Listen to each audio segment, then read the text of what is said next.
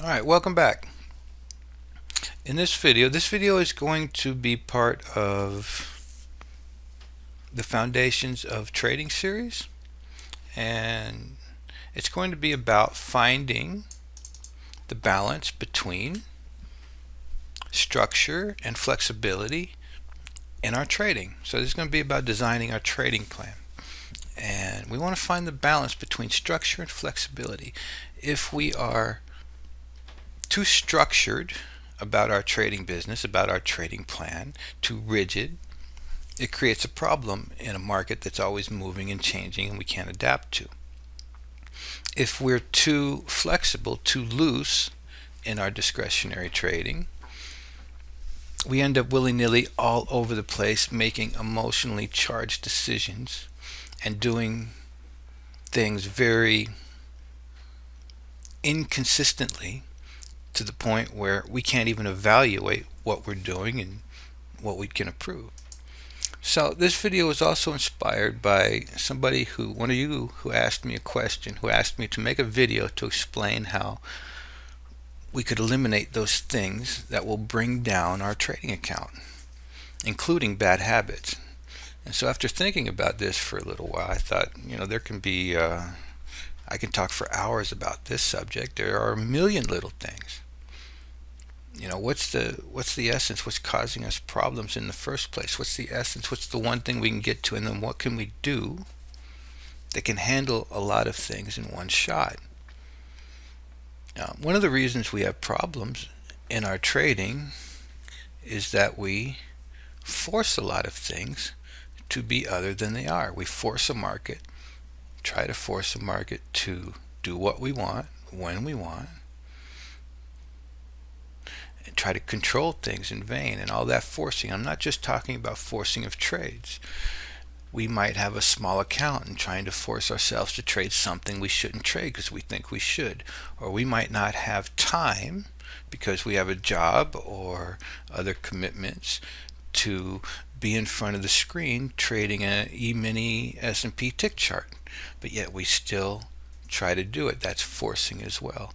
We might be trying to make our fortune this month, trying to be where we're not, causing a split rather than be where we're at. All of this is forcing. So how can we handle this? How can we handle a lot of the so-called bad habits, emotional decisions we make, the jumping in, the jumping out, the getting in too early, the getting in too late, the chasing or the revenge? How do we handle all that without having to delve into a million behavioral finance books and psychobabble books that are basically telling us the obvious? We can handle all this by structuring a few things. Us traders are always unhappy about something. If we get stopped out, we're unhappy we get stopped out. If we make money on a trade and get out here and the market goes up here, we're unhappy again that we didn't get enough of the trade. And so we're always unhappy with whatever goes on, and we need to think about that. And so you guys know what I'm talking about. So what can we do? Well, this comes from a presentation I did many years ago about designing a trading business. I want to talk about this here today to answer the main question: how do we eliminate those things that bring down our account? Much of what we need is right here. This is everything. Right? This isn't something I invented. This is old as dirt. This is something I've learned over 20 years ago. It took me many years to hear, and I imagine it takes a lot of people a lot of years to hear that, but try and hear me on this. This is what we need for our trading business. Right here. 3 things. A method. Some sort of method. It can be a breakout method. I use swing trading methods, okay? It can be whatever it is you're using. We need a method that gets us with the flow of the market somewhere, that can get us in without getting stopped and get us out with a profit a majority of the time. We need money management, trade management. And this money management has to go with the method. This is one of the keys to this. If you're doing a breakout method, you can be very profitable doing breakout trades, but you better have a trade management designed for breakout trading, to get in and out or split contracts at a certain point, to have a certain BE, have a certain stop. If you're doing a swing trading method, that's going to require a different money management. So this is important. We can use a lot of methods, and if you match the right money management up to it, you are off to a really good start. And then we have, discipline to follow a plan, or mindset. So let's talk about mindset a little bit. This isn't something that's mysterious. I'm going to say that all of our actions are dictated by how we experience something. That's why you put 10 traders in a room. They look at a market, they all experience it differently, and they all have 10 different opinions. If a train's coming at me and I experience a train coming at me, I'm going to jump. If I experience a train coming at me and one's not coming at me, I'm still going to jump, right? If we want to change our actions, we have to change how we're seeing the market, how we're seeing trading. So let me just give an example. If you're trading and living and dying off of every trade, off of every tick like it was the end of the world, that's going to be a certain experience. And it's going to cause certain actions. And it's generally not very effective. A more effective way to frame trading is to think in terms of your next 30 trades, your next 50 trades, rather than this next one trade. Because guess what? You're going to be wrong a lot. Get used to it. That's part of mindset also. Become a good loser. You're going to be wrong a lot. You shouldn't expect even to be right more than 50% of the time. If you are after that, fine. So this is mindset, how we come at trading, right? It's our operating system. If we come at trading with the mindset of everything I do, I'm going to learn from, that's a healthy mindset, whether we win or lose. We can learn. One of the problems we have if we are very inconsistent in how we're trading is that we're all over the place. We cannot even evaluate our results because we're doing something different every time. So these three things. Okay, so let's break it down a little bit. The market is very uncertain, very uncontrollable. We need to handle the things that we can control. Now, a lot of people balk at this, and I'm going to say you want to design some rules. All right? After a while, you can have flexibility within the rules. Remember, a balance between structure and flexibility. Know your method. I don't care what method you use. We'll be talking about some swing methods. I'll give some examples at some point. This can be a breakout method. Know everything about your method, all the nuances about it that you can. It can be a moving average crossover that gets you in the flow. As long as you match a money management up to it, it's a good deal, okay? So know your method. We'll talk about this. You guys have seen the blogs. I teach about reading the language of price. We can make a method out of any of these swings. Entry. Now I'm talking about making a trade plan here, okay? Know exactly what gets you into the trade. So what I'm asking you to do is to begin to come up with rules for these things. Rules for what gets your attention in the market, what setup. Rules for what exactly gets you into the trade. I've showed you price pivot requirements, left and right side of the swing. Know what gets you into the trade. I'll cover some options.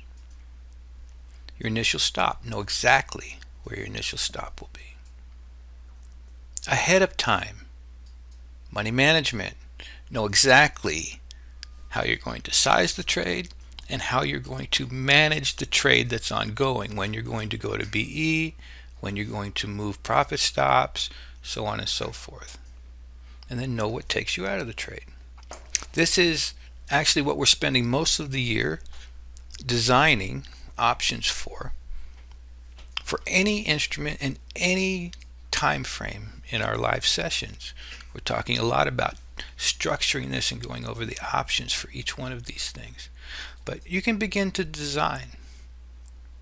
And if you're not ready, take it a little bite at a time, okay? Just take it a little bite at a time.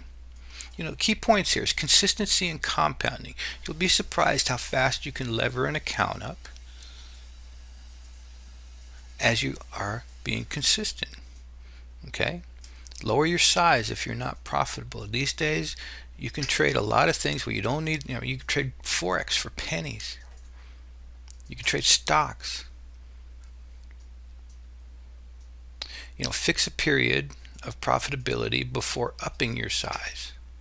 That's designed in your system. Hey, I got 3 weeks, I got 4 weeks where I'm up decent. I'm going to up my size incrementally. And, later on in the money management, you can decide when to downsize that if you have a series of bad trades. And again, think in terms of your next 100 trades. All right? Now, as you make a plan, right? See, I'm saying, allow yourself to make mistakes. Make a plan. I always say make a plan for your trading. Be consistent with your plan. Look at what happens over a series of trades, at least 30 trades, okay? Look what happens over a series of trades. If it turns out your plan sucks, make a better plan. What happens to people in market is if they're going the wrong way, for instance, against the flow, fighting a market, what do you learn to do? What does the market teach you? Teach you use a cheap stop and take your profits quick. That's not good, because one day you'll get on the right side and you'll be using a cheap stop and taking your profits quickly.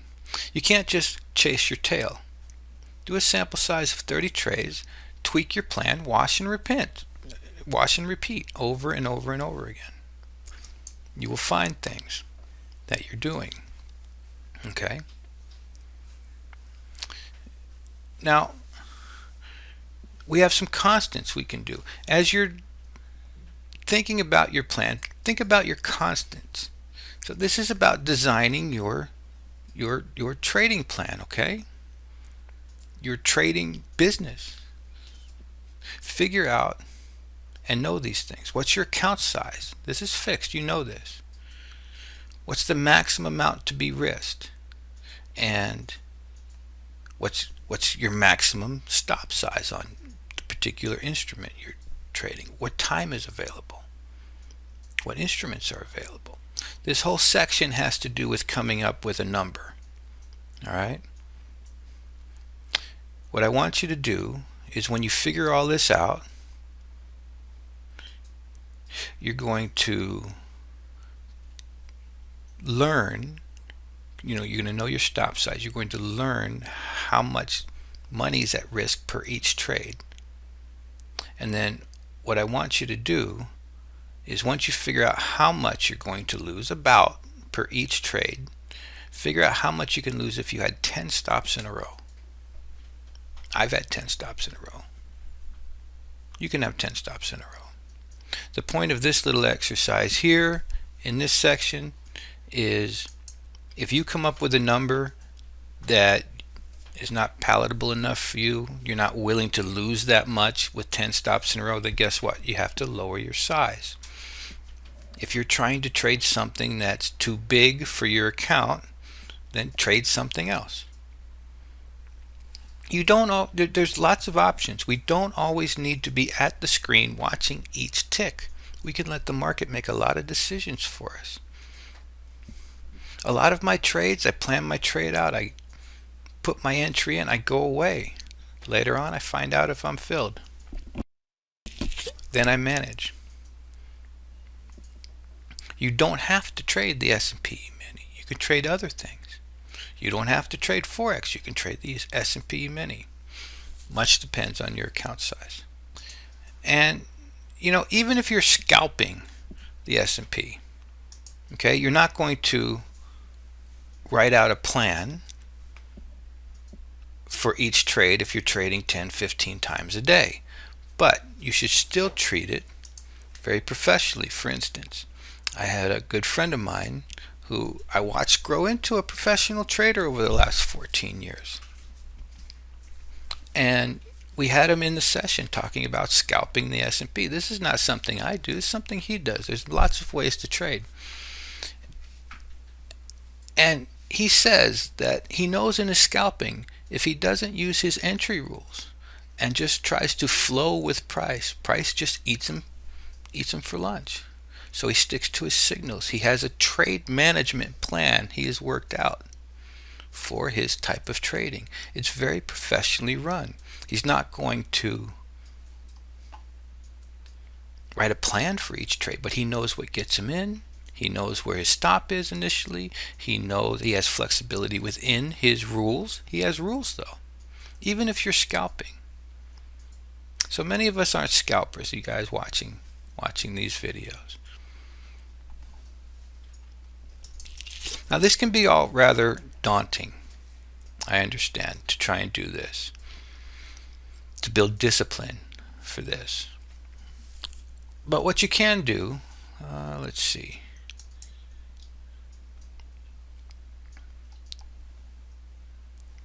You can start out by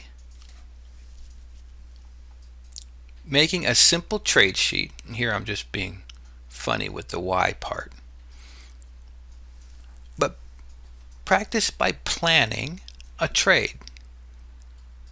So just make a simple sheet. Don't even worry about the why. All right? Just ahead of time, know what gets you in for your entry. Write the number down. Ahead of time, know where your stop is going to be. Write it down. Ahead of time, know where your target is going to be. Write it down. And as you manage it, write it down. Just fill out a very simple trade sheet. The first time I had to do this, I thought, oh, that's easy. But you know what? I was very reluctant to do it for a long time. Why? Because the minute you start writing things down, guess what? You're now responsible. You're now being accountable.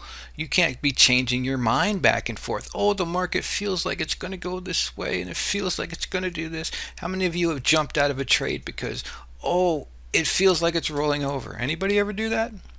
Yeah, I've done it a lot. And then the market takes off again. See, it's hard to make decisions on the fly while we're emotionally charged. Okay, so this is my answer to that original question about, will I explain how we can eliminate those things that will bring down our accounts, including bad habits. So this is an overview of all of that. Us traders get hooked up in thinking, oh, we have to learn the method. The method is the secret sauce, and we go and spend all our time figuring out the methods and all the methods out there. But really, there's a lot of different simple methods that we can use, but it's method plus the money management we use with that particular method. In the last post, I talked about swing trading for a 3-to-1 swing as a method, and so you can look at that on swing trading. But no matter what kind of trading you're doing, spend some time, come up with an understanding of whatever method or methods you're using, and know exactly what gets you into a trade. Write it down. Know what gets you in. Know where your stop is. Know how you're going to manage it, and know how you're going to exit, all before the trade happens. And this is going to handle a lot of those problems that we have with draining our account. How often, right? How often do we do the shoulda, woulda, couldas, or it looked like it was going and I jumped out and I should have jumped in and I should have done this and once you have your rules, it's just a matter of, did I follow them or not? Okay, that's it. All right, it's a matter of learning the discipline. It's choice now, rather than a million choices, whether, oh, the market feels like it wants to roll over, it feels this. No, we follow these rules. Now, we have a lot to talk about when it comes to method and money management, but in the next video, I'll do another one on swing trading, and I'll show you some basic examples of this. So hopefully you enjoyed this. Begin to structure yourself in some way, and begin to structure your trading. When it comes to designing method and money management, simple and objective as possible is best. What we'll do is, in the next video, I'll do a continuation of our swing trading, and I'll show an example of having some rules for all of this in one of yesterday's trade. And what you can do is take this particular market. This is just a Russell 2-minute for yesterday. Look at the previous swing trade video I did on method, and see if you could piece together, and then I'll do another post talking about this. Okay? All right, so hopefully you enjoyed. We tried to squeeze a lot in a little bit of space, and we'll see you next time.